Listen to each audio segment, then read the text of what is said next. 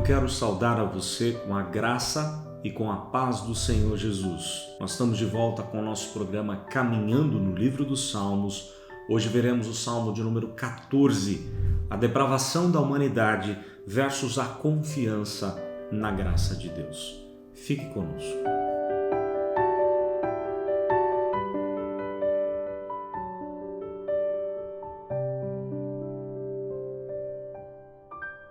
O Salmo de número 14 foi escrito pelo rei Davi ao mestre de cantos, Salmo de Davi.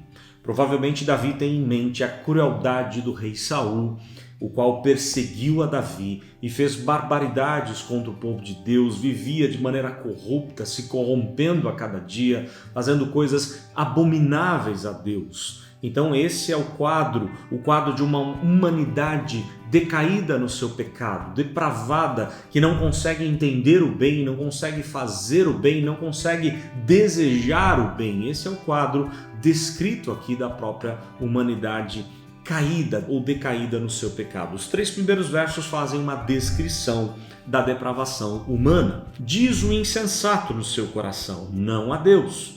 Corrompem-se e praticam abominação. Já não há quem faça o bem. Do céu olha o Senhor para os filhos dos homens, para ver se há quem entenda, se há quem busque a Deus. Todos se extraviaram e juntamente se corromperam. Não há quem faça o bem, não há nenhum sequer.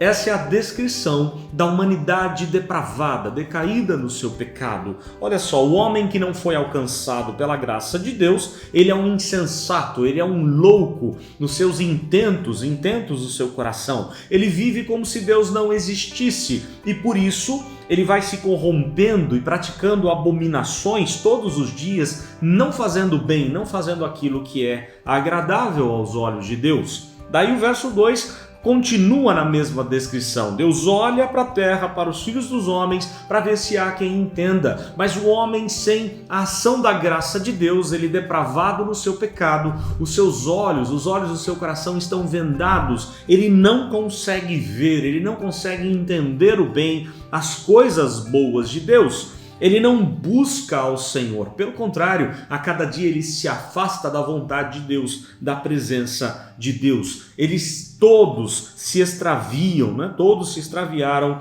e juntamente se corromperam. Não há quem faça o bem, não há quem entenda ou quem busque a Deus. Essa descrição da depravação humana fica ainda mais nítida quando Paulo escreve os 3 primeiros capítulos da carta aos Romanos. Eu desafio você a ler esses capítulos, Romanos 1, 2 e 3, e você vai ver esse quadro de maneira ainda mais nítida da própria depravação humana. Mas olha só, agora ele faz uma indagação, uma pergunta, uma colocação importante.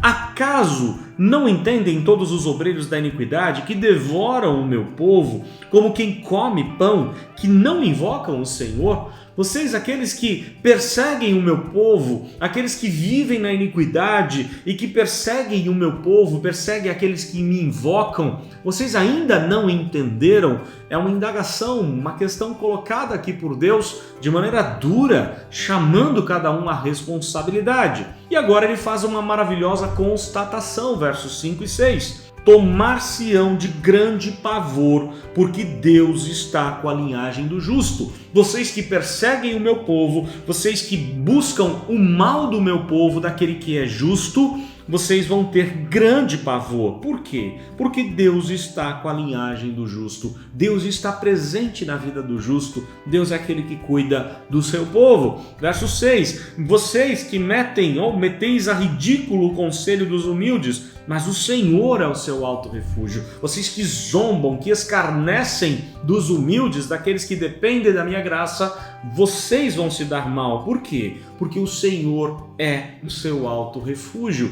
Deus protege, Deus guarda o seu povo.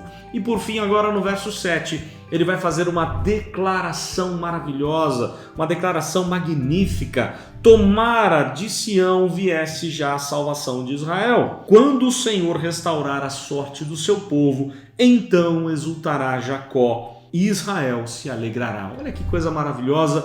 A referência de Davi é que chegará um tempo em que Deus vai derramar plena alegria, exultação, canto de vitória, de júbilo no meio do seu povo. Esse momento chegou algumas vezes para o povo de Deus. No próprio reinado de Davi isso vem acontecer de alguma forma. Também na volta do exílio, quando o Salmo 126 é escrito, quando o Senhor restaurou a nossa sorte, ficamos como quem sonha, Deus alegrando o seu povo, libertando o seu povo do exílio. Mas a referência aqui é, sem dúvida alguma, um tempo ainda melhor, a chegada do Messias. Quando Cristo vier, ele trará plena alegria, e todos aqueles que vivem na graça, todos aqueles que vivem e foram alcançados pela graça do Messias, eles passarão a viver não mais na corrupção do pecado, mas na gratidão, na alegria do Senhor, no refúgio do Senhor, nas coisas boas que tem para dar. Jesus vem para trazer tudo isso para nós. Ele é o Messias esperado, ele é a nossa salvação, a nossa vitória, a nossa alegria, exultação, ele é o nosso refúgio, ele é tudo para nós, e que ele seja tudo para a sua vida e para a sua família. Deus assim te abençoe, que você não ande na sua depravação humana, no seu pecado, na sua inclinação para o mal que todo ser humano tem, mas que você ande na graça de Deus, ande na dependência do Cristo que veio morrer no seu lugar, no nosso lugar, ser assim o nosso vitorioso representante. Deus assim abençoe a sua vida em nome do Senhor Jesus.